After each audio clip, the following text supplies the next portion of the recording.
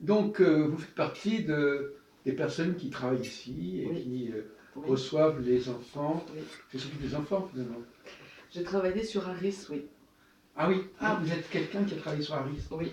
Ah, le fameux Harris, Et je suis fasciathérapeute. c'est ça. Oui. Alors, fasciathérapeute, c'est vrai.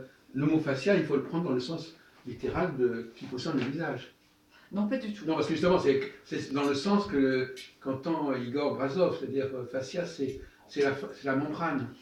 Le fascia est une membrane, une aponévrose, qui se trouve dans toutes les couches de Voilà, profondeur. voilà. La peau est un fascia. Ouais, Hein. C'est une membrane qui va recouvrir l'ensemble des tissus. Hein. d'accord. Et C'est ce que j'avais ça, compris. dans Oui. toutes les couches de profondeur, c'est-à-dire le périos, par exemple, est un fascia qui va entourer l'os et qui va Oui. soutenir l'os et qui va venir le nourrir et qui va permettre le glisser. Et qui éventuellement va De, pouvoir faire défaut. alors, défaut, je n'ai pas connaissance Non, mais qui d'un peut ne... défaut de fascia, mais ce que je sais, c'est qu'effectivement, il y a une contraction importante Oui. du fascia sur lequel intervient le docteur Nazarov. Voilà. Mais vous intervenez à un autre niveau. Et moi, je vais pouvoir, sans intervention mécanique, avec mes mains, je vais pouvoir permettre au fascia de se détendre Oui. et de se dénouer. Ah, d'accord. Donc, donc quand est-ce qu'on décide d'intervenir avec les mains et quand est-ce qu'on décide d'une microchirurgie? Je pense que c'est un lien qui peut se faire entre à la fois la chirurgie et à la fois la fascia. C'est-à-dire que la fasciathérapie va peut-être pouvoir aider beaucoup en post-opératoire. Oui, Hein. c'est ça. C'est-à-dire qu'après l'opération, il y a vraiment une aide importante à apporter. Alors, comment vous procédez dans votre fasciathérapie? Vous touchez comment, tout ça Je vais toucher la personne de manière très douce. Hein, et puis je vais aller dans un mouvement qui m'est proposé par le corps. Je pose un point d'appui. Et lors de ce point d'appui, je vais attendre une sorte de réponse tissulaire. Hein. C'est une sorte de gonflement du tissu sous mes mains, hein, qui est une réponse tissulaire au point d'appui. Et lors du point d'appui, le tissu va venir chercher une sorte de résolution, hein, de transformation de sa condition. Et il faut avoir une sensibilité particulière pour faire ce genre de travail avec le patient. Vous sentez la personne, vous sentez son corps. Ah mais oui, mais c'est des années d'études. Des années d'études, en fait, Des années d'expérience. d'études et d'expérience. Effectivement, j'ai beaucoup progressé en expérience depuis que j'ai eu mon diplôme. Oui. C'est clair. Je pense que c'est les deux. C'est à la fois la connaissance, l'expérience qu'on puisse... on intègre l'expérience de la fasciathérapie lors de nos études. Et ensuite, on peut travailler sur les patients. Oui, parce que nous avons créé une chaîne qui s'appelle la chaîne Téléoptima des praticiens du mieux-être. Nous avons interviewé beaucoup de gens sur les salons. Et par exemple, bon, il y a des gens par exemple, qui pratiquent le Reiki, par exemple, des choses comme ça. Est-ce que, par exemple, vous pensez que vous apportez quelque chose à la personne, vous lui transmettez une énergie, est-ce que c'est simplement vous captez ce qui se passe ou est-ce que vous apportez quelque chose vous-même? En fasciathérapie, on ne parle pas d'énergie. Voilà, c'est ça. Mais il y a d'autres structures, d'autres méthodes qui parlent d'énergie. Oui, voilà, Là, le Reiki peut parler d'énergie, effectivement. Nous, on va juste avoir cet aspect très, très précis, très défini, qui est on va rentrer en contact avec un rythme interne, une sorte de musicalité interne. Hein. Mais voilà, c'est ce qui va être très particulier à la fasciathérapie. Hein. Alors quand vous avez pris ce contact, qu'est-ce que vous faites quand vous avez ce contact?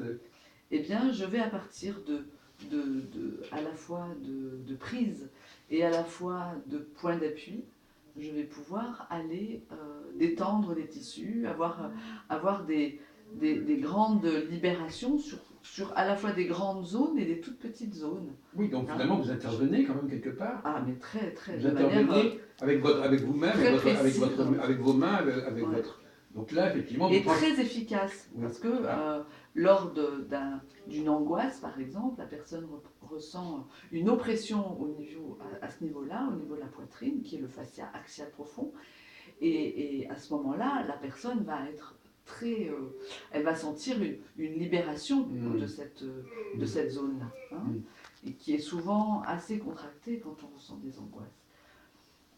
Voilà, par exemple.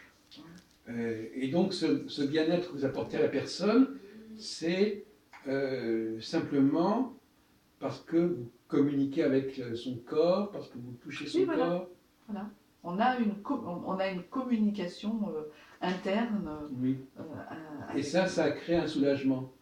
Que le corps se sente compris par quelqu'un d'autre, je sais pas. Ouais. Entendu, soutenu, bien sûr. Un soutien, oui, c'est ça. Ouais. Mais ça ne signifie pas que vous apportez une énergie à vous particulière. Ouais, alors après, il y a des thérapeutes qui peuvent transmettre la frontière n'est pas très claire. Énergie, voilà, on peut pas. Mais je pense que pour tout praticien, est-ce que la frontière est très définie? Je crois qu'elle est très définie parce que déontologiquement, on oui, la définit. Voilà. Mais le praticien lui-même ne peut pas dire non. Là je sors de ma pratique. Ou je pense qu'il y a de toute façon dans la main du thérapeute beaucoup d'amour qui passe pour son patient, et c'est à ce moment-là que le patient ressent un soutien, un accompagnement. Et alors, là, effectivement, on peut parler d'autres choses. On est d'accord là-dessus, finalement. Oui. Et alors, quel genre de progrès vous avez pu observer chez vos patients? Un relâchement des tissus, très très net. Oui, le relâchement des tissus, ça se traduit comment alors? Dans cette difficulté physique, il y a une restriction importante du fascia. Oui. Hein, donc, ce que va faire le docteur Navarov, il va intervenir mécaniquement en découpant le fascia pour pouvoir procéder à un relâché net. Effectivement, après cette opération, il y a tout un accompagnement du fascia pour qu'il retrouve sa tonicité sans retrouver cette contracture. Donc, on reste dans cette fameuse théorie de quelque chose qui ne s'est pas développé, qui n'est pas capable de suivre le rythme et le mouvement de progression avec l'âge. Mais comme c'est un travail qui est assez récent sur le centre et assez récent en collaboration avec ce médecin, nous tâtonnons. Hein. Il y a aucune... Pour l'instant, il n'y a pas de thèse et de travail qui ont été faits en relation avec cette patientèle. Mais je souhaite vraiment qu'il y ait quelque chose qui se fasse. Rémi est très intéressant dans son travail. Rémi, c'est un médecin qui vient et qui a cette maladie-là, qui a été opéré par le docteur Nazarov et qui a bien compris le travail du fascia. Et donc je pense qu'à nous trois, on va pouvoir vraiment évoluer, faire des choses. Évoluer sur quelque chose. Et puis surtout en parler de manière beaucoup plus théorique. Néanmoins, moi je suis... ma grande fonction, c'est la partie pratique. Oui. Et donc là, comment se fait l'accueil du patient? Alors finalement, vous avez besoin de vous parler avec lui, ou c'est pas nécessaire? Ou c'est parler avec son corps? Quand il y a des patients comme Harry, ils ne sont pas capables d'être accompagnés verbalement. Mais néanmoins, la voix est douce et la main est accompagnante. Donc forcément, il sent un accompagnement de ma personne en entier. Donc dans le cas d'Harry, il s'agit de le maintenir là où il est à progresser, ou de le faire progresser encore plus? Non, je pense qu'il y a besoin de le faire progresser à tout moment et à tout instant. Oui, il a déjà progressé. Je pense qu'il il a besoin de... Je pense qu'il pourrait peut-être parler un jour, il J'espère. pourrait marcher en ayant les bras le long du corps. Enfin, il y a beaucoup de choses qui peuvent évoluer, bien sûr. Mais déjà, que Caris se sente moins oppressé et Oui. contracté dans son corps physique, ça c'est un grand soulagement pour lui-même. Oui. Et vous avez découvert cette vocation Oui. Au fur et à mesure de mes études. Ce besoin de toucher l'autre, c'est ça? Vous avez envie de toucher? Vous avez une dimension Pas tactile? forcément, mais c'était un accompagnement au départ, un accompagnement effectivement peut-être plus doux qu'une technique comme l'ostéopathie. Voilà, je pense que la fasciathérapie m'a attirée parce que c'était, il y avait une écoute qui était différente. Oui. On était moins sur un corps fonctionnel et plus, j'ai envie de dire de manière très poétique, sur un corps musical.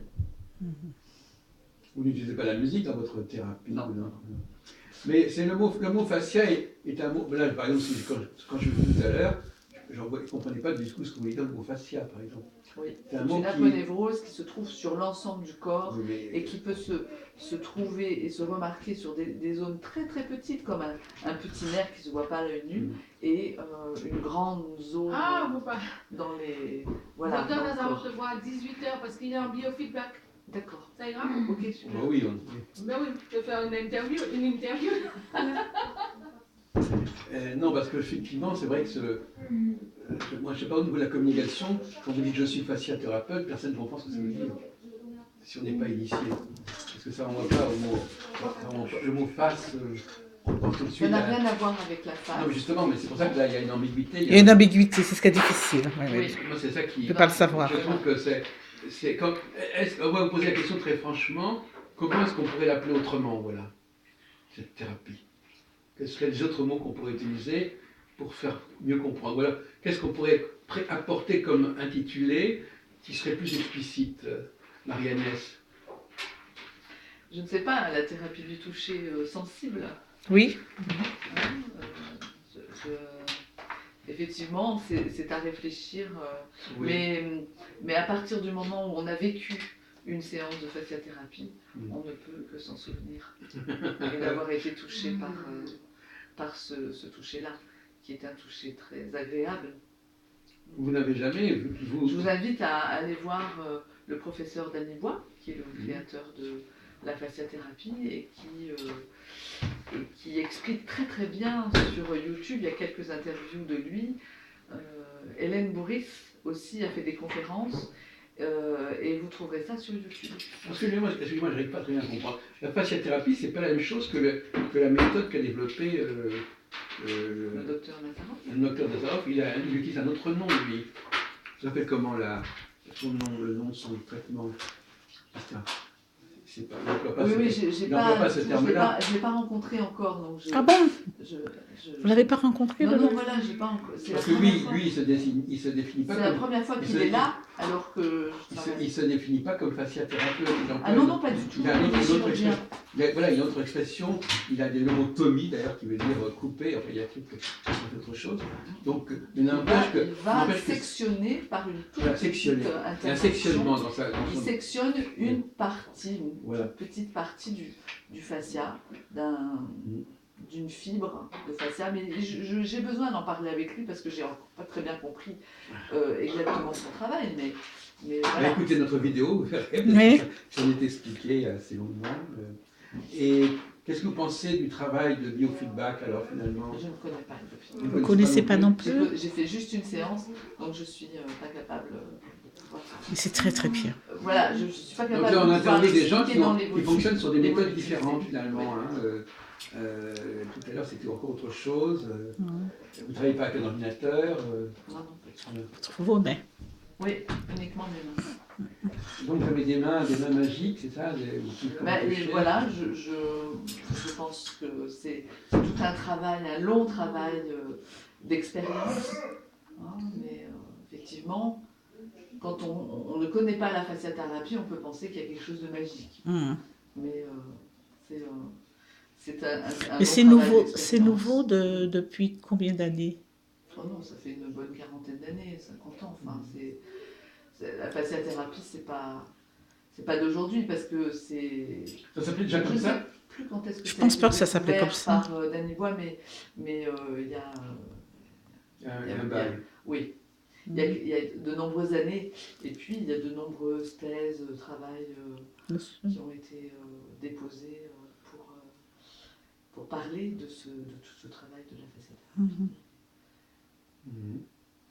Si vous voulez, c'est de la même famille que l'ostéopathie. Puisque c'est toujours le travail des mains sur le corps.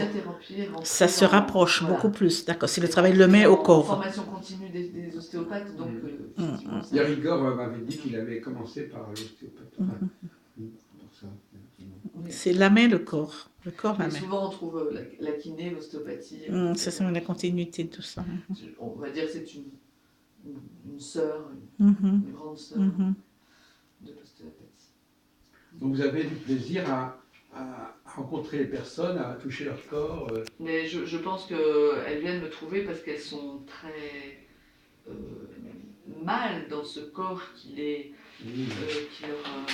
serre, qui les empêche de respirer, qui les empêche de digérer, qui les empêche de marcher avec leur bassin, la fluidité de leur bassin. Et ça, la personne va venir et en 2-3 séances, on arrive à faire un travail. Moi, je me fais penser au problème du gynécologue. Est-ce que ça pourrait aider pour l'accouchement, par exemple? Énormément. Ah bon? Énormément. On peut ressentir quand on est enceinte, et c'est ce que j'ai pu ressentir quand moi-même j'étais enceinte, des contractions dans le bassin, des oppressions sur le ventre, j'avais des sortes de tensions qui me faisaient mal, je pense que c'était au niveau du psoas, et j'ai été... je n'ai pas rencontré la fasciathérapie à ce moment-là, mais j'aurais aimé. Voilà. J'aurais aimé. Après, dans mon cabinet, effectivement, j'ai rencontré des... Parce que c'est des moments critiques dans la vie de la personne. C'est des moments spéciaux. Et puis surtout, en post-accouchement. Ça, c'est très intéressant d'aller retravailler sur la libération du sacrum, qui est une zone qui a été énormément sollicitée pendant l'accouchement. Donc la patiente ressent un grand soulagement quand on travaille sur le sacrum. À la fois, il y a un travail sur la femme enceinte. Quand elle est enceinte, c'est assez délicat, il faut faire attention de ne pas déclencher l'accouchement. Mais en post-accouchement, c'est très très intéressant. Parce qu'il y a vraiment un ressenti de cette ouverture du bassin et de cette libération des tensions qui ont pu être occasionnées par un accouchement. Donc on pourrait dire aussi et il y a des accouchements qui sont très difficiles et qui durent très longtemps et qui peuvent... Pensez aussi aux interventions post-chirurgicales à ce moment-là. Oui, tout à fait. Personne qui est... Dans tous les postes chirurgicaux, c'est très intéressant. Le fascia se contracte dès qu'il est, je dirais, maltraité, entre guillemets. Donc il y a un trauma psychologique, physique, une intervention chirurgicale, le fascia se contracte. Et comme une huître pourrait se refermer sur elle-même. L'image est très bien. Ouais. Voilà. Et le fascia a ce même comportement. Il va se contracter et on sent qu'il est refermé au niveau de la zone. Même des interventions chirurgicales apparemment bénignes peuvent avoir des effets, des réactions très dures au niveau du corps. Alors, voilà. Et la personne, quand elle a mal, quand c'est douloureux, elle va déserter cette zone. Et plus la zone est désertée, plus elle est souffrante et en souffrance. Donc, l'idée du travail, du suivi du thérapeute, ça va être de permettre aux patients de revenir revisiter cette zone. Donc, votre travail, et là, on est sur un travail peut-être plus psychopédagogique. Votre travail donc, ne se limite pas aux personnes qui ont un handicap à la naissance, etc., mais aussi des périodes handicapantes de la vie. Oui, tout à fait. C'est beaucoup plus large que ça. Et on est tous voués à passer par ce bien sûr concernés. a des matins où on se réveille et on a un torticolis ou un lumbago et voilà, trop de stress, une alimentation qui est... Mais ici, vous travaillez essentiellement sur la dégénérée. première catégorie. Voilà. Oui.